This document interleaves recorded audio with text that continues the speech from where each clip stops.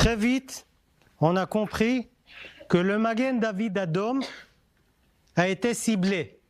On a compris que c'est nous, ok, sur le front. On a compris que les terroristes, ils cherchent le Magen David Adom.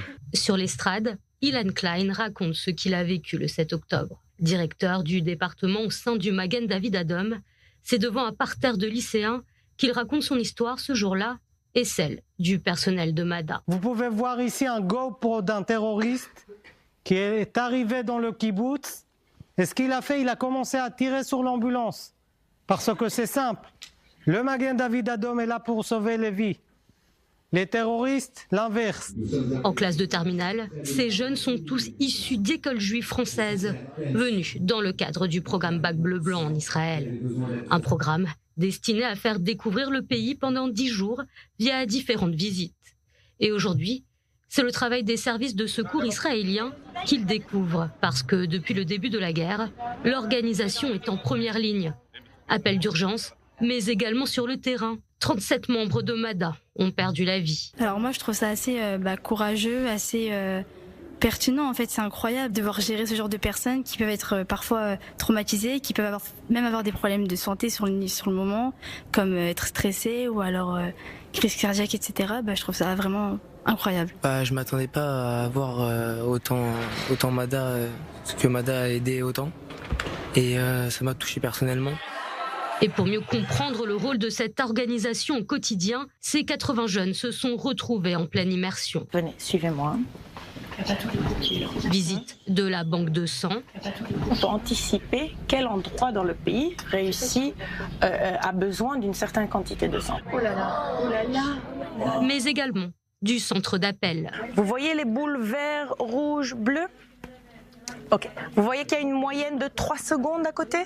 C'est la moyenne qui prend le temps pour les opérateurs du 101 pour prendre l'appel.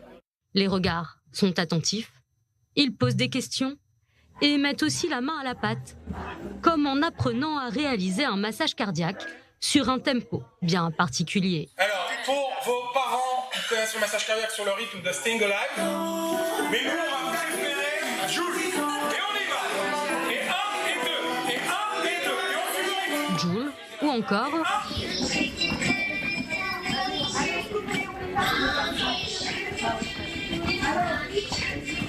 Est-ce que tu savais déjà faire un massage cardiaque avant aujourd'hui ? Oui, j'avais une légère formation, mais ça fait quand même quelques années, donc c'est bien de toujours rafraîchir ce qu'on sait. Alors du coup, c'est plus Baby Shark ou Joule ? Baby Shark, je préfère. Ils ont aussi endossé le rôle de bénévoles. Donc alors là, on est en train de mettre du désinfectant dans des petits sachets, et ensuite on va mettre des seringues. Donc il y a un ordre bien précis aussi comment les mettre. Donc là, on doit mettre les étiquettes visibles comme ça. Et après, on rajoute aussi ça, c'est toutes les doses qu'on peut trouver ici. Et on va les mettre derrière.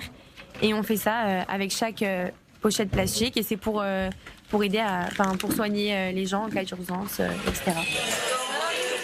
Pour ces jeunes qui vivent le conflit depuis la France, aider Mada aujourd'hui a une signification particulière.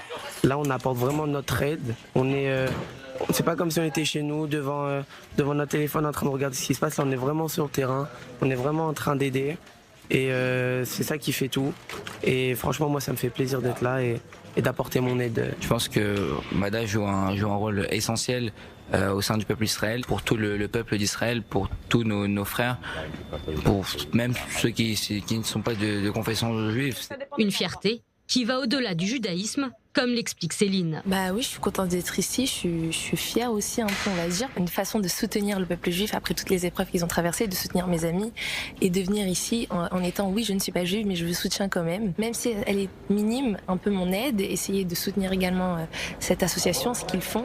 Du coup, oui, ça me rend fière et je suis contente d'être là. Depuis le début de la guerre, Mada a formé environ 5000 nouveaux bénévoles, dont 3500 jeunes âgés de 15 à 18 ans et peut-être de futurs recrues parmi ces lycéens.